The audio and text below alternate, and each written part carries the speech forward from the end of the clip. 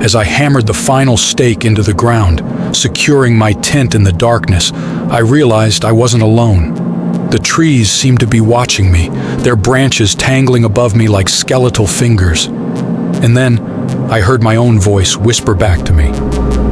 You shouldn't be here. I had always loved camping alone, finding solace in the peace and quiet of the wilderness. But this trip was different. I had chosen a remote site deep in the woods, hoping to escape the stress of my daily life. As I set up my tent, the silence was oppressive, punctuated only by the sound of my own breathing. As night fell, I huddled around a small fire, trying to shake off the feeling of being watched. But the trees seemed to be closing in around me, their branches creaking ominously in the wind. I tried to tell myself it was just my imagination, but the feeling persisted. And then I heard my own voice whisper back to me, "You shouldn't be here." I spun around, but there was no one in sight. The voice seemed to come from all around me, echoing off the trees. As the night wore on, the whispers grew louder, more urgent. I tried to ignore them, but they seemed to be seeping into my mind, filling me with a sense of dread. I knew I had to get out of there, but my body seemed rooted to the spot. Suddenly the fire went out, plunging me into darkness. I was alone, surrounded by the oppressive silence of the woods. And then, the whispers stopped. The silence was worse than the whispers, a heavy, oppressive blanket that suffocated me. I knew I had to escape, but as I turned to run, I realized I was lost. The trees seemed to have shifted, closing in around me like a trap. I stumbled through the darkness, desperate to find my way back to civilization. But the woods seemed to stretch on forever, and I was alone, completely alone. The last thing I remember is the sound of my own screams echoing through the trees as the darkness closed in around me. The next morning, search parties found my tent, abandoned and torn, my belongings scattered around the campsite. But I was never found, and the woods remained silent, holding their secrets close. The legend of the haunted campsite spread, a cautionary tale about the dangers of camping alone in the wilderness. And if you listen closely, on quiet nights you can still hear the whispers. You shouldn't be here.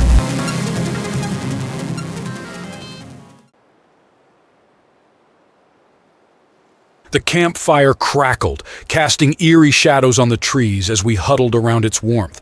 It was then that we heard the whisper, carried on the wind. You shouldn't have come here. Now you'll never leave. We had been planning our camping trip for months, eager to escape the hustle and bustle of city life and reconnect with nature. Our group of friends, all seasoned campers, arrived at the remote campsite in high spirits, ready to spend a weekend in the great outdoors.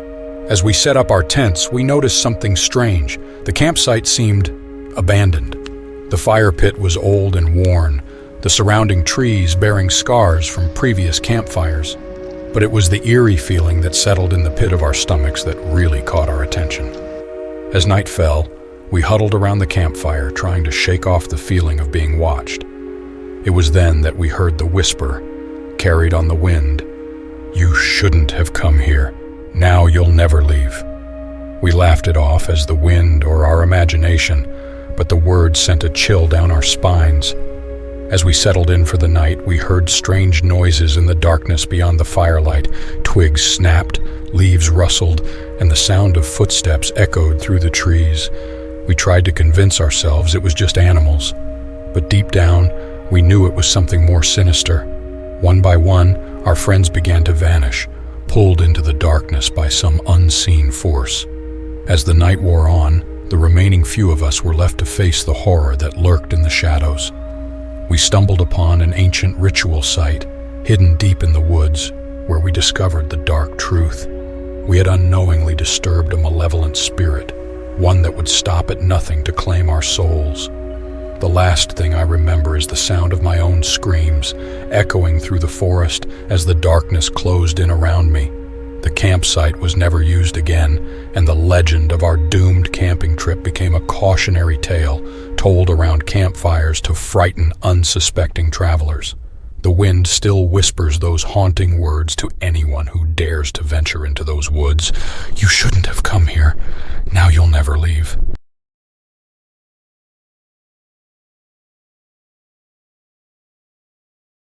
The rusted mailbox by the overgrown driveway was the first clue something was terribly wrong.